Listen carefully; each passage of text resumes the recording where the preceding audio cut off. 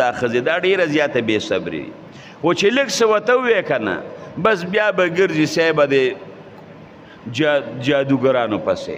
او د تعویزګرو پسې به ګرځي زما خواښې ده او زه ته تنګ بیا دا د هغې نوم دی او دی د مور او دا لږ تعویز خو پې وکړه اوس هم چې ګورې که نه خاوند یې راوړي او صاحبه تعویزونو والې تیلي دا ډېره زیاتې بې صبره دي ده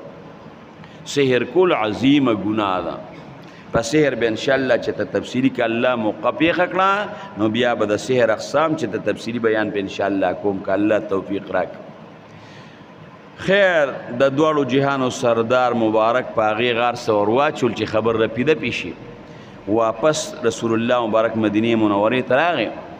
او عایشې رضی الله عنها ته ویې عایشې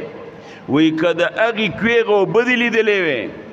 د نکریزو په شانتې سرې وي او ټینګې وې په هغې اوبو باندې هم د سحر اثر شوی او وایي هغې کوې سره چې خوا کې کم د کجورو بوټي وو